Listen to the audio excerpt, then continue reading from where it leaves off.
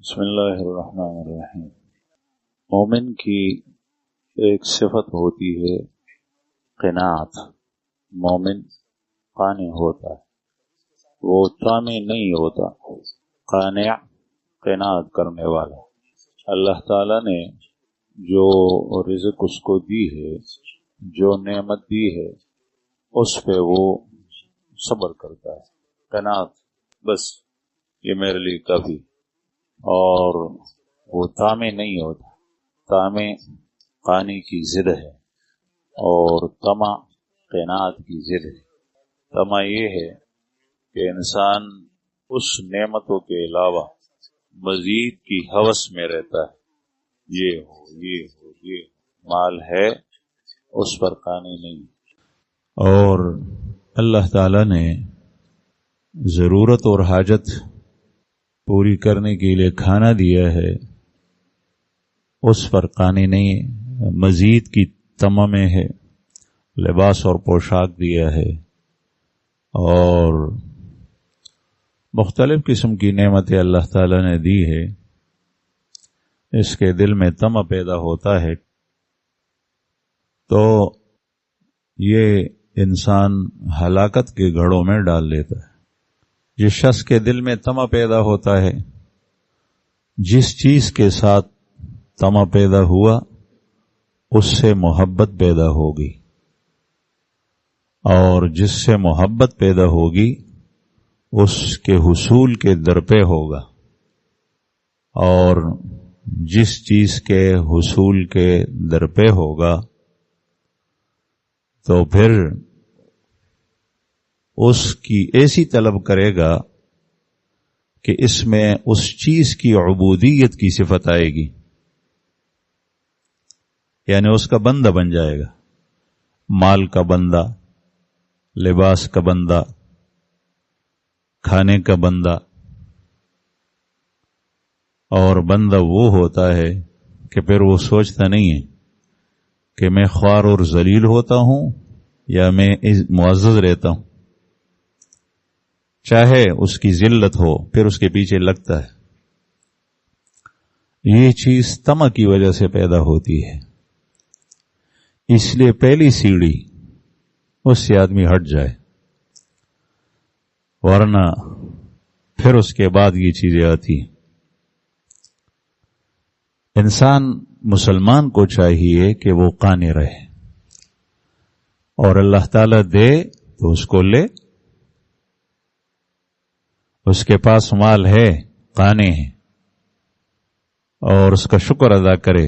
اس کے اندر جو حقوق اللہ تعالیٰ نے اس پہ رکھے ہیں وہ حقوق اس کی ادائیگی کرتا رہے، مزید آیا اس کو لے، اللہ کا شکر ادا کرے، لیکن طامع نہ رہے، طمع نہ رہے، یہ مجھے حاصل ہو، یہ مجھے حاصل ہو، یہ چیز میرے پاس آ جائے۔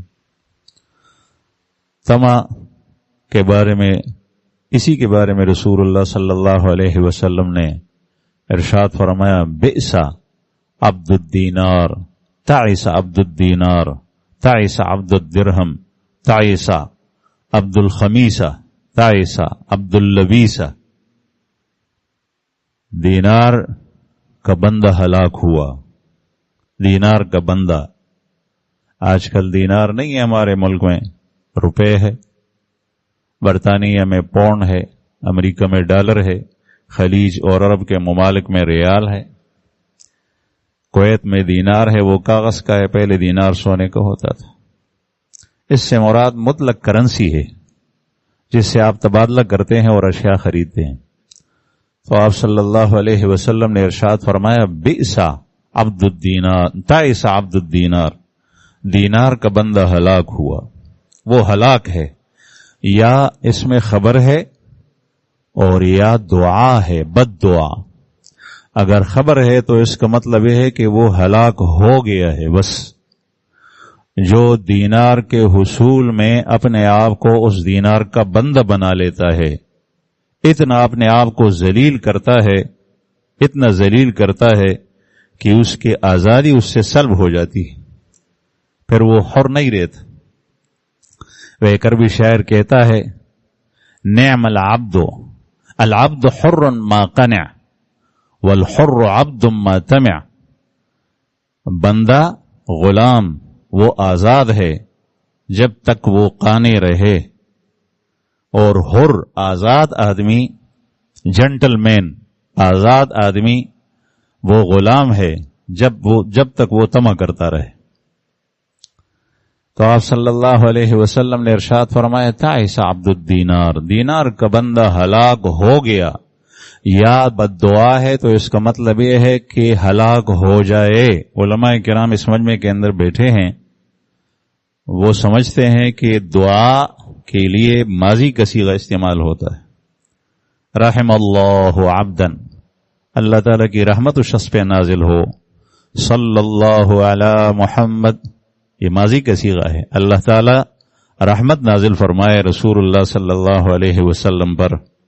تو ایک یہ کہ یہ خبر ہے، آپ صلی اللہ علیہ وسلم نے ارشاد فرمایا وہ ہلاک ہو چکا ہے. اور دوسری یہ کہ یہ بد دعا ہے. جب اللہ کے رسول کسی شخص کے لیے بد دعا کرے حالانکہ وہ رحمت للعالمین ہے تو اس شخص کی کیا حالت ہوگی. تعس عبد الدینار، دینار کا بندہ ہلاک ہو جائے. تعس عبد الدرہم، درہم کا بندہ ہلاک ہو جائے. تعس عبد الخمیس، چادر کا بندہ ہلاک ہو جائے. تعس عبد اللبیس، لباس اور پوشاک کا بندہ ہلاک ہو جائے. یہ کپڑا بہت اعلیٰ ہے، اس کے حصول کی کوشش کرتا رہے، دوڑ دھوپ میں لگا رہے. یہ جو بد دعا کی اس کی ابتدا کہاں سے ہوئی؟ یہ طمع سے ہوئی. دل میں طمع پیدا ہوتا ہے، اس اپنے جو موجود اس کے پاس ہے اس پر قانی نہیں ہے، مزید کی خواہش پیدا ہوتی ہے.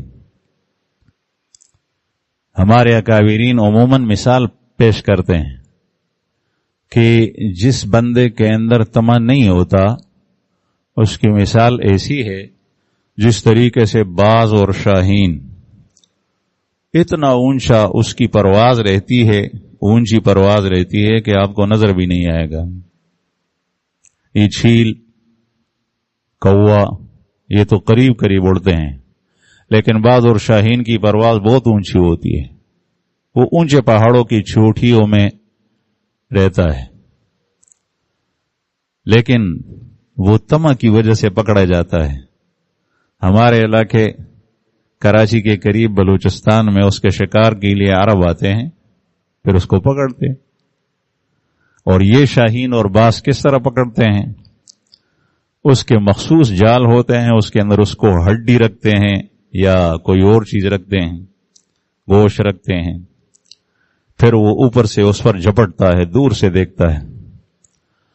48 میل اوپر سے یہ دیکھتا ہے. تو وہاں سے دیکھ کر جو ہے وہ اس پر آپ کو نظر نہیں آئے گا، اس کو پتہ چلتا ہے، وہ جھپٹے گا. جیسے ہی اس پر جھپٹتا ہے وہ سمجھتا ہے کہ میرے لیے خوراک ہے، مل گیا. یہ طمع ہے. پھر اس کو چاہیے تھا کہ پہاڑوں میں گھومتا، اس میدان کے اندر اس کو رکھا گیا ہے، عقل تو اس میں ہے نہیں. انسان کی عقل بھی یہ انتہائی قیمتی چیز ہے عقل، لیکن اگر اس کو صحیح سالم رکھا جائے، محفوظ رکھا جائے، یہ عقل ڈسا ہوا کسی چیز سے نہ ہو. یہ طمع سے یہ مار کھاتا ہے، حرص سے مار کھاتا ہے، معاشرے اور غلط سوسائٹی سے مار کھاتا ہے. یہ جو صحبتیں ہوتی ہیں کسی ایک جگہ میں نیک لوگوں کا نیک ارادے سے جمع ہونا، چاہے وہ پہلے شرابی اور کبابی کیوں نہ ہو، تو اس سے عقل کی حفاظت ہوتی ہے. عام معاشرے کے اندر رہتے ہوئے وہ مار کھاتا ہے، وہ سوسائٹی سے مار کھاتا ہے، رسم و رواج سے مار کھاتا ہے، بری صحبتوں سے مار کھاتا ہے. اگر وہ عقل صحیح اور تندرست رہے تو پھر وہ بہت ہی عمدہ نعمت ہے. اس لیے اللہ پاک نے ارشاد فرمایا یوم لا ينفع مال ولا بنون الا من اتى الله بقلب سلیم. مال اور بیٹے فائدہ نہیں دیں گے، وہ شخص جو قلب سلیم لے کر آئے. اور عقل تمام ائمہ کہتے ہیں کہ وہ دل کے اندر ہے. امام ابو حنیفہ رحمہ اللہ فرماتے ہیں وہ سر کے اندر ہے، دماغ میں. اختلاف ہے، لیکن سر، دماغ اور دل کا آپس میں رابطہ ہے، کنٹیکٹ ہے. مربوط ہیں یہ دونوں جہاں بھی ہو. تو یہ عقل انسان کی مار کھا جاتی ہے، اس لیے یہ طمع کے اندر مبتلا ہوتا ہے. اس باز کی عقل بالکل ہے نہیں، اس لیے وہ دام میں پھنس جاتا ہے. ایک پنجے سے کبھی دونوں پنجوں سے پھنس جاتا ہے، پھر چھوٹا بچہ بھی اس کے ساتھ کھیلتا ہے. اس طریقے سے بڑا شیر چیتا، اس کو پنجرے کے اندر جو ہے وہ جو شکاری پنجرا ہوتا ہے جس سے اس کو شکار کیا جاتا ہے، اس میں بکری، ہرن اس میں رکھا جاتا ہے. پھر وہ دروازہ کھلا رہتا ہے، وہ اس میں اندر داخل ہوتا ہے. جیسے ہی داخل ہوا دروازہ خود بخود بند ہو گیا. اب اس کو کھائے یا نہ کھائے وہ خود شکار ہو جاتا ہے، اس لیے کہ اس کی عقل نہیں. یہ شیطان اسی مومن کو، انسان کو، باوجود اس کے عقل کے ہوتے ہوئے مختلف چیزوں سے اس کی عقل کو چھپا دیتا ہے، اس کو مستور کر دیتا ہے، اس کو نشے میں ڈال دیتا ہے. اس لیے پھر اس کی عقل کام نہیں دیتی، وہ متاثر ہو جاتی. تو میں عرض کر رہا تھا کہ بعض وہ اس میں پھنس جاتا ہے. یہ کس چیز کی وجہ سے؟ طمع کی وجہ سے. اس طمع نے اس کو پھنسا دیا. پھر اس سے چھوٹے بچے بھی کھیلتے ہیں. الفتح الموصلی رحمہ اللہ ایک بزرگ گزرے ہیں، ان کی مجلس میں کوئی بیٹھا ہوا تھا. اس نے پوچھا کہ اتباع شہوات یہ کیسے انسان کو گمراہ کر دیتا ہے، مجھے آپ تھوڑا سا سمجھائیں. شہوت کی اتباع، یہ شہوت کی اتباع یہ طمع ہے، خواہش، شہوت مال اور شہوت کھانے پینے کی، شہوت لباس اور پوشاک کی، شہوت بینک بیلنس کی، شہوت کاروبار کی، وغیرہ وغیرہ. یہ کیسے انسان کو پھنسا دیتا ہے؟ تو الموصلی رحمہ اللہ نے فرمایا، قریب میں دو بچے آپس میں کھیل رہے تھے. ایک کے پاس روٹی تھی، خالی روٹی تھی، اور دوسرے کے پاس روٹی بھی تھی اور روٹی کے اوپر کچھ رکھا ہوا بھی تھا. اس کو کامخ کہتے ہیں عربی زبان میں، جو چیز روٹی کے ساتھ کھائی جاتی ہے. پرانے زمانے میں، آج کل تو الحمدللہ گھروں کے اندر سب کچھ ہوتا ہے. تو ہم بچے تھے، سوکھی روح کی روٹی دیکھ کر شکور کے وہ روٹیو لیدا چې وږي شو، بیا مو دې بیانو غړو باندې غوړه کا، بیا مو داسې چکتے والو لاس کې مو ټوک نیولو، په د پاسه کله کله ګوړې شکر واچو، یا به نو دغسې مو چکوالو، یا به مو پیاز پاڼه راواغېسته، پیاز پاڼې سره مو چکوالو. دا پیاز پاڼه ورسره خوړل دا د دې سالن دی، دې ته کامخ قوامیخ وایي عربی. تو ایک بچہ اس کے پاس روٹی تھی خالی، دوسرے بچے کے پاس روٹی تھی، اس کے ساتھ کھانے کو کچھ تھا. یہ بچہ جس کے پاس روٹی نہیں، دونوں بچے ہیں، تو وہ جس کے پاس خالی روٹی ہے اس نے دوسرے سے کہا کہ مجھے بھی تھوڑا سا دے دو، جو روٹی کے اوپر پڑا ہوا سالن ہے یہ بھی مجھے دے دو. اس نے کہا کہ اگر تم میرے کتے بنتے ہو تو میں دیتا ہوں. بچے ہیں، بچے ہوتے ہیں، لیکن ہونہار بچہ اس کا پتہ چل جاتا ہے بچپن کے اندر بھی. اس دوسرے نے کہا جس کے پاس خالی روٹی، تو اس نے کہا ہاں بنتا ہوں. تو اس نے تھوڑی سی رسی کہیں دیکھی، پڑے چتاو کا تو ایو تو مرئی کی واچولو اور اخکلو ازان پسی لکہ وارما شمان چلو بھی گئی. تو الفتح موصلی رحمہ اللہ نے اس شخص سے پوچھا کہ ان بچوں کو دیکھو، یہ شہوات کی اتباع ہے. انسان کی شہوت اس طریقے سے اس کو گمراہ کر دیتی ہے، ذلیل بنا دیتی ہے، جس طریقے سے ایک بچے کو کتا بنا دیا. آپ ناراض نہ ہو، آج کل ہمارے حکمرانوں سے لے کر نیچے طبقے تک یہی حالت ہے. IMF سے قرض وصول کرنے کے لیے کیا کچھ جتن کیے جاتے ہیں، ہمیں کسی طریقے سے یہ مل جائے. یہی بننا ہے، جانور بننا ہے ان کے سامنے، یہی ذلت ہے. اس لیے میں نے آپ کو ایک عربی شاعر کا پہلے سے یہ عرض کیا، وہ کہتا ہے العبد حر، غلام آزاد ہے، ما قنع، جب تک وہ قانع رہتا ہے، والحر عبد، اور آزاد غلام بن جاتا ہے، ما طمع، جب اس کے اندر طمع پیدا ہوتا ہے، کسی چیز کا طمع پیدا ہوتا ہے. تو یہ طمع انتہائی خطرناک چیز ہے، یہ انسان کو کہاں سے کہاں لے جاتی ہے۔ انسان کو چاہیے کہ جو اس کی ضرورت ہے وہ حاصل کرے، باقی طمع نہ رکھے۔ ہمارے بزرگوں میں سے ایک بزرگ کے بارے میں واقعہ سنا بھی ہے، کتابوں کے اندر دیکھا بھی ہے کہ وہ انتہائی سخت بھوک لگی تھی، اس کو بھوک لگی تھی، تو اس کے مریدین کا مجمع تھا، ان میں کسی ایک کو پتہ چلا کہ شیخ کو بھوک لگی ہے، اس کے چہرے سے پتہ چلتا ہے چہرہ بڑا اداس ہے، چنانچہ وہ اٹھ گیا، گھر چلا گیا، گھر سے کوئی پکوان لے کر آیا، جیسے ہی سامنے آیا شیخ کے سامنے پیش کیا، شیخ نے کہا نہیں لیتا، واپس لے جاؤ۔ شیخ نے کہا نہیں لیتا، واپس لے جاؤ۔ وہ مریض بڑا سمجھدار آدمی تھا، وہ فوراً واپس لے گیا۔ جب واپس لے گیا، وہ جو سامنے گلی تھی اس سے دوسری گلی کے اندر مڑ گیا، پھر آیا، پھر پیش کیا، فرمایا کہ حضرت اب تو لے لیں۔ اس وقت لے لیا۔ لوگ حیران ہو گئے، یہ شیخ نے جو کچھ کیا یہ کیا، پہلے واپس کر دیا پھر لے لیا۔ اور مرید نے جب اس نے واپس کر دیا، وہ واپس کیسے آ گیا؟ مرید سمجھدار تھا۔ جب آدمی کی نسبت کسی سے قائم ہو جاتی ہے تو وہ اس کے اشاروں کو بھی جانتا ہے۔ اللہ تعالیٰ کے مقربین بندے جو اللہ کے زیادہ قریب ہوتے ہیں، انبیاء کرام، اور ان کے وہ مسلمان جو انبیاء کی صحبت اٹھائے ہوئے ہیں، وہ اللہ تعالیٰ کے اشاروں کو بھی جانتے ہیں۔ یہ ناراض ہوتا ہے اس سے راضی ہوتا ہے، چاہے نص صریح کے اندر وہ حکم نہ ہو، اشاروں سے بھی جانتے ہیں۔ اللہ تعالیٰ کو دیکھتے نہیں، لیکن وہ جانتے ہیں کہ اس سے میرا رب ناراض ہے۔ اس کو پتہ چلتا ہے کہ آج کل میرا رب مجھ سے ناراض ہے۔ کس بات پہ ناراض ہے؟ توبہ کرتا ہے، پھر یا اللہ معاف فرما، یا اللہ معاف فرما، اللہ کے سامنے گڑ گڑاتا ہے، روتا دیتا ہے، اللہ تعالیٰ رحمان ہے، پھر راضی ہو جاتا ہے۔ شیخ سے جس کی نسبت قائم ہوتی ہے، شیخ کے اشاروں کو جانتا ہے۔ ہر مرید دوسرے مرید کی طرح نہیں ہوتا۔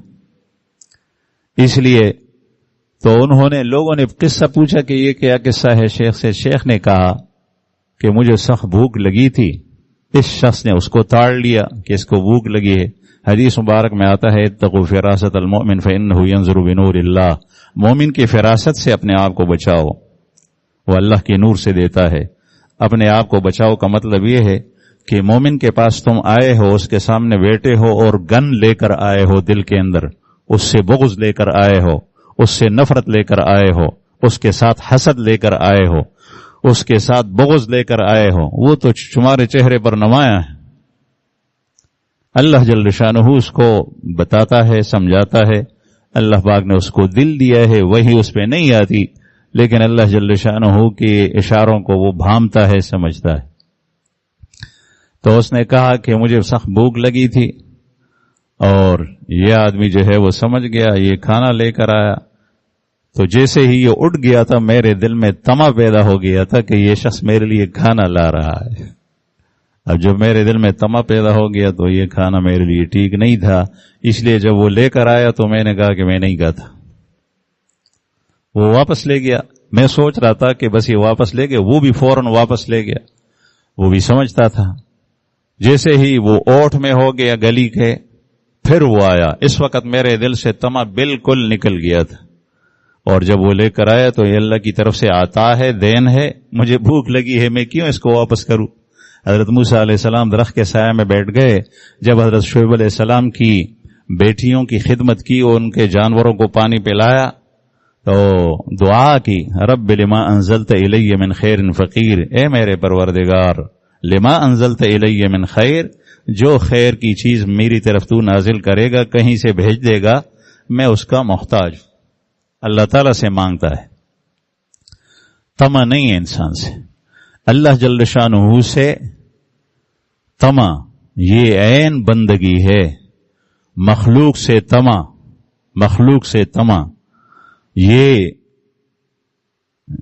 مومنین کی خصلت نہیں ہے. مخلوق سے نا امیدی یہ عین بندگی ہے. اللہ جل شانہ سے نا امیدی اور یاس یہ کفر ہے. مخلوق سے نا امیدی عین بندگی ہے. یہ مجھے نہیں دے سکتا، یہ مجھے نہیں دے سکتا، اس سے میرا کام نہیں ہوتا، اس سے میرا کام نہیں ہوتا. اللہ جل شانہ میرا رب مجھے دے گا. اور خالق سے نا امیدی کفر ہے. لا تیأسوا من روح اللہ انہ لا یأس من روح اللہ الا الکافرون. اللہ جل شانہ کی رحمت سے مایوس اور نا امید وہ ہوتے ہیں جو کافر ہوتے ہیں. یہ صفات اپنا کانٹا تبدیل کرنا چاہیے. آپ اپنے رب سے سر تاپا احتیاج اور احتیاط بن جائے. سر کے بالوں سے لے کر پیروں کی ناخنوں تک محتاج بن جائے اللہ کے سامنے. یہ بندگی ہے.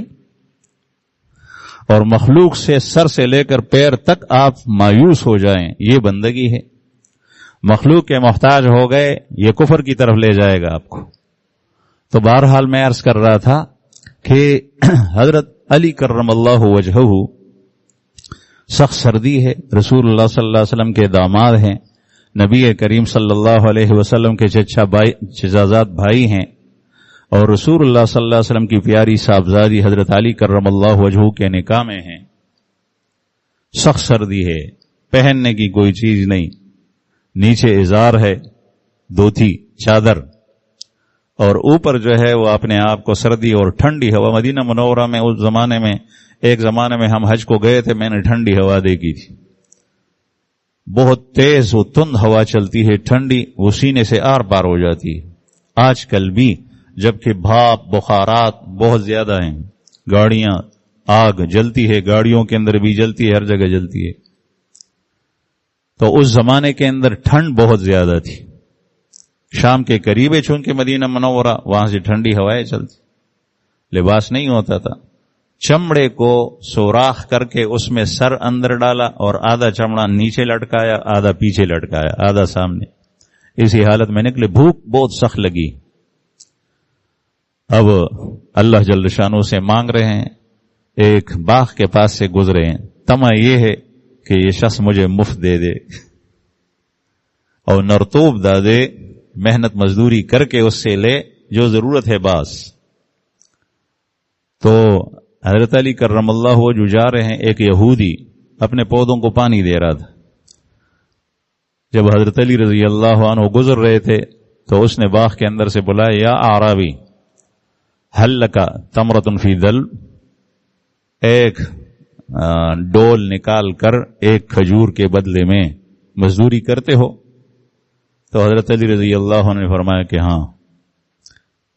وہ نکال رہا تھا پانی اور پودوں کو ڈال رہا تھا. حضرت علی کرم اللہ وجہہ نے اس شخص سے ڈول لیا. اس کا باغ تھا، اس کے ہاتھ میں کھجوریں ہیں.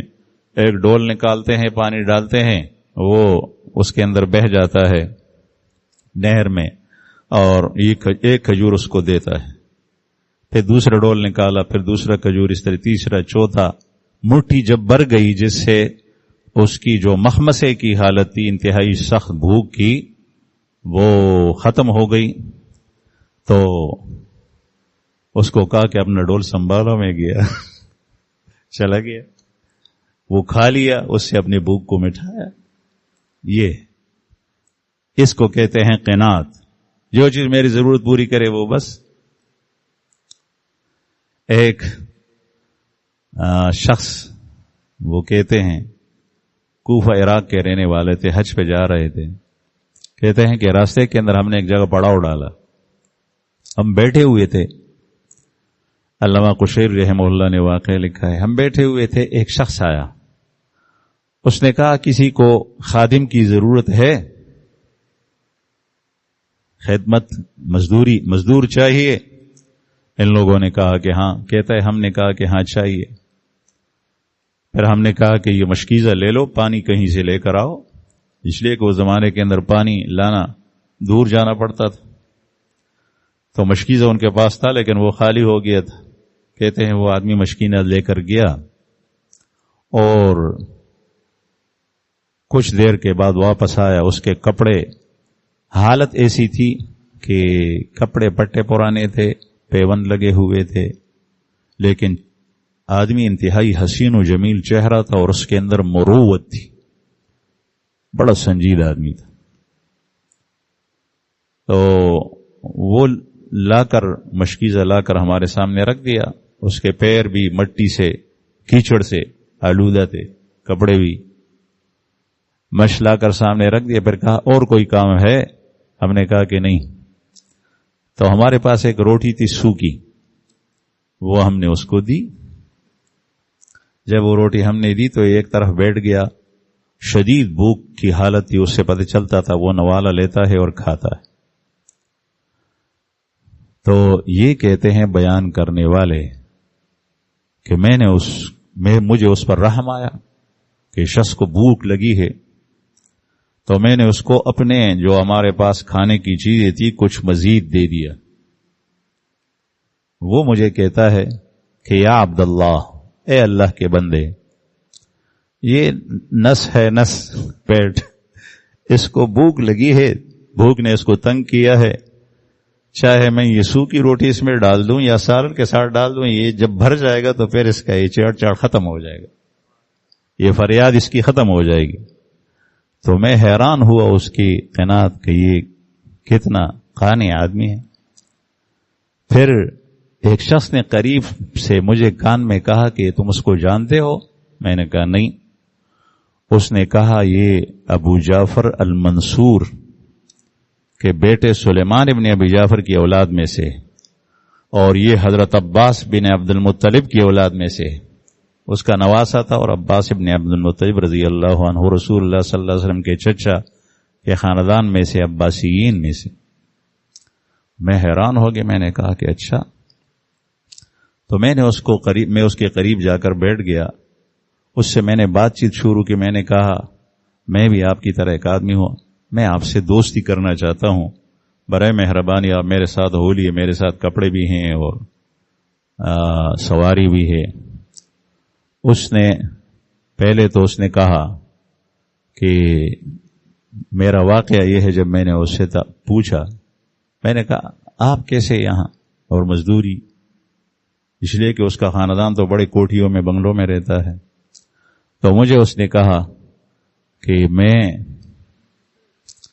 میرے پاس مال بھی تھا اور جو کچھ تو دینا چاہتا ہے اس سے بہت زیادہ میرے پاس تھا، مجھے ان چیزوں کی ضرورت نہیں ہے، یہ ساری چیزیں میں نے چھوڑ دی.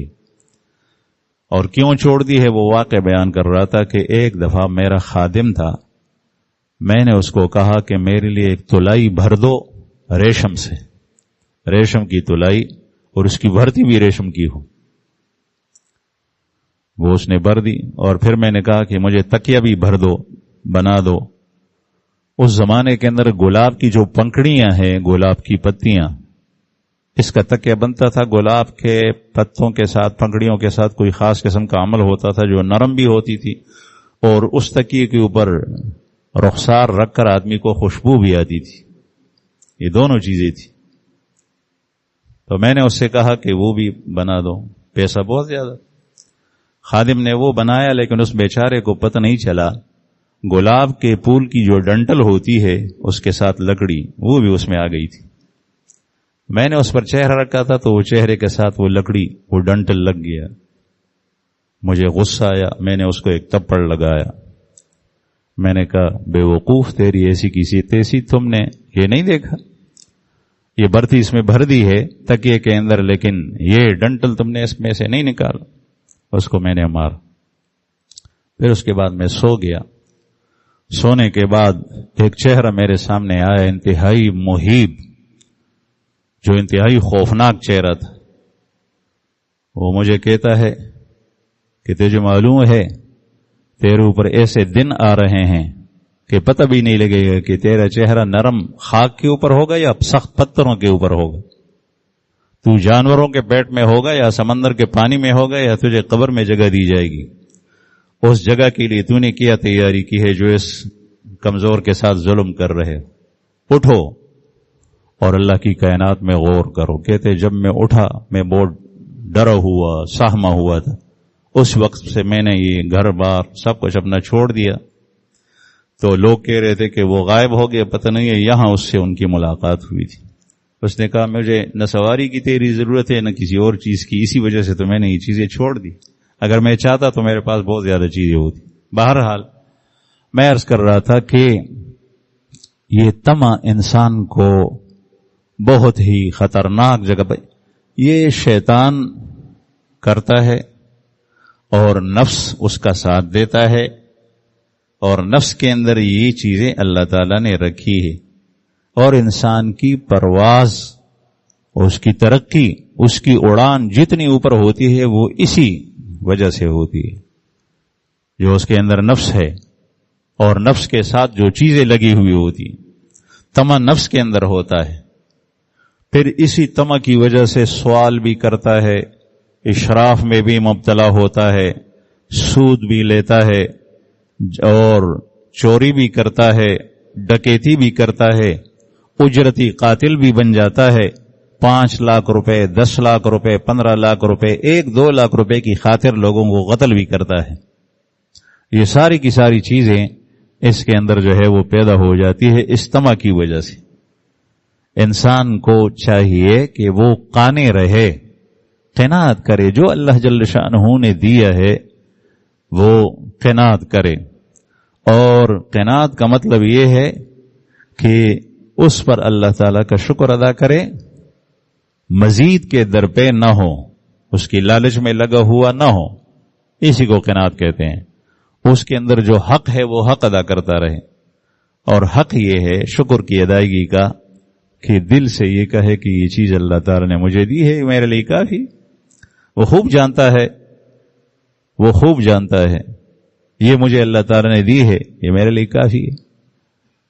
اگر میں مر جاتا ہوں تو اللہ جل شانہ کے ہاتھ میں ہے میری موت، اگر وہ مجھے زندہ رکھتا ہے تو اللہ جل شانہ کے ہاتھ میں ہے میری حیات۔ دوسرے لوگ آزمائے جاتے ہیں اس کو دیکھ کر، لیکن خود اس کی حالت یہ ہوتی ہے، اس کی حالت خود یہ ہوتی۔ تو ایک تو یہ کہ دل سے اللہ جل شانہ کا شکر ادا کرے کہ یہ نعمت مجھے اللہ نے دی ہے بس۔ دوسری چیز یہ کہ زبان سے شکر ادا کرے، اور زبان سے تسبیح، تکبیر، تحمید، جو اذکار رسول اللہ صلی اللہ علیہ وسلم نے ارشاد فرمائے ہیں وہ سارے کے سارے کرنا، یہ زبان سے ہر نعمت کا شکر ہے۔ الحمدللہ پڑھتے رہیں، سبحان اللہ پڑھتے رہیں، لا الہ الا اللہ پڑھتے رہیں، اللہ اکبر پڑھتے رہیں، یہ سارے کا سارا ذکر ہے۔ نبی کریم صلی اللہ علیہ وسلم نے اتنی فضائل اس کی ارشاد فرمائی ہیں کہ آدمی حیران ہو جاتا ہے۔ صحابہ کرام کو اس کی فضیلت جو بیان کی ہے تمام نعمتوں سے بڑھ کر ہے۔ تو زبان پہ شکر، ایک یہ کہ اللہ کی ذکر میں اس کی زبان تر رہے، دوسری یہ کہ اس نعمت کے بارے میں کہے کہ یا اللہ تیرا شکر ہے جو نعمت تو نے مجھے عطا فرمائی۔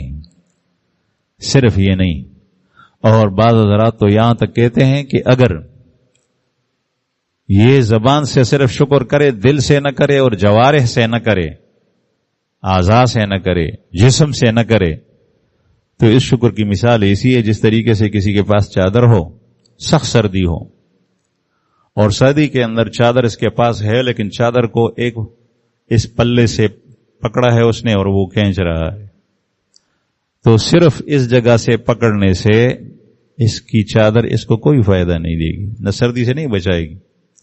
چادر کے ذریعے سردی سے بچنا، دھوپ سے بچنا اور اپنے اوپر ڈالنا، اس کا فائدہ یہ ہے کہ یہ چادر پوری کی پوری آپ اپنے اوپر اوڑھ لیں، ڈال لیں۔ اگر اس کا ایک حصہ ہاتھ میں پکڑا ہوا ہوتے ہیں نہیں تو ہم زبان سے کبھی کبھی کہتے ہیں شکر دیں، شکر دیں، یا اللہ ساڑھے شکر دیں، یا جو سوک تپوسکی دا اللہ جل شانو سر برائے راست دا معاملہ نہ دا نو دے وئی شکر دے دام ٹک تھا۔ لیکن صرف یہ نہ ہو، تنہائی میں بھی اسی طریقے سے شکر ادا کرے، اور دل کے اندر بھی یہ سمجھے کہ اللہ جل شانہ کی دی ہوئی نعمت ہے، اور زبان اس کے اللہ جل شانہ کے ذکر سے تر رہے، اور اس کے علاوہ جوارح سے بھی، بدن سے بھی اللہ کا شکر ادا کرے۔ یہ نماز، یہ روزہ، یہ حج، یہ جہاد، یہ سارے کے سارے جتنے بھی اعمال ہیں یہ سب کے سب اللہ جل شانہ کے شکر کی ادائیگی ہے۔ ایک بزرگ سے کسی نے پوچھا کہ آنکھوں کا شکر کیا ہے؟ تو اس نے کہا آنکھوں کا شکر یہ ہے کہ جو تو نے خیر آنکھوں کے ذریعے سے دیکھا تو اس کو بیان کر لے، اور جو شر تو نے آنکھوں کے ذریعے سے دیکھا اس پر پردہ ڈال لے، اس کو چھپا لے۔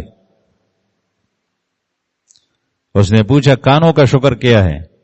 اس نے کہا کہ کانوں کا شکر یہ ہے کہ جو خیر تو نے کانوں کے ذریعے سے سنا، جو خیر کانوں کے ذریعے سے سنا اس کو محفوظ کر لے، اچھی بات سن لی اس کو دل میں محفوظ کر لے، اور جو شر تو نے کانوں کے ذریعے سے کسی سے سنا اس کو دفن کر لے، جس طریقے سے مردے کو یا مردار کو دفن کیا جاتا ہے زیر زمین۔ پھر اس نے پوچھا کہ ہاتھوں کا شکر کیا ہے؟ تو اس نے کہا جو خیر کی چیز ہیں اس کے حصول کی طرف تیرے ہاتھ بڑھیں، اور جو شر ہیں تیرے ہاتھ اس سے باز آ جائیں، اور جو خیر ہیں اللہ جل شانہ کے حقوق کی ادائیگی ان ہاتھوں کے ذریعے سے کرتا رہے۔ اس نے پوچھا پیروں کا شکر کیا ہے؟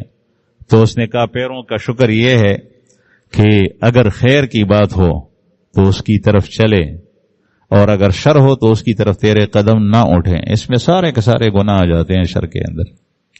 تو میں عرض کر رہا تھا کہ شکر دل سے بھی ہے، اور شکر زبان سے بھی ہے، اور شکر اعضاء اور جوارح سے بھی ہے، اور جب یہ تینوں آدمی کرتا ہے تو یہ شاکر ہوتا ہے اور یہ قانی بھی بن جاتا ہے۔ جو آدمی اللہ کا شکر ادا کرتا ہے تو وہ قانی بھی بن جاتا ہے۔ یہ بچے اس لیے ان کے اندر حرص ہوتی ہے کہ اس کے جھولی کے اندر جو باپ نے ماں نے ڈال دیا ہے اس کے اوپر اس کی نظر نہیں ہوتی، وہ دوسرے کے اوپر نظر ہوتی ہے۔ وہ اس طمع میں ہوتا ہے کہ اس کے پاس جو کچھ ہے وہ زیادہ کہیں نہ ہو، وہ بھی مجھے مل جائے۔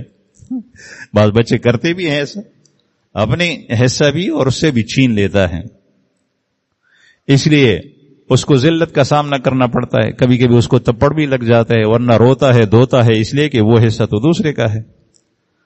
تو اللہ جل شانہ ہمارے اندر ایمانی صفات پیدا فرمائیں، اور اللہ تعالی ہمیں ایسا بنائیں جس طریقے سے اللہ تعالیٰ کو اپنا بندہ محبوب ہوتا ہے کہ اس طریقے سے بنے۔ یہ صفات سے بنتا ہے، طمع اس سے دور رہنا چاہیے، اور قناعت اس کو اختیار کرنا چاہیے۔ وآخر دعوانا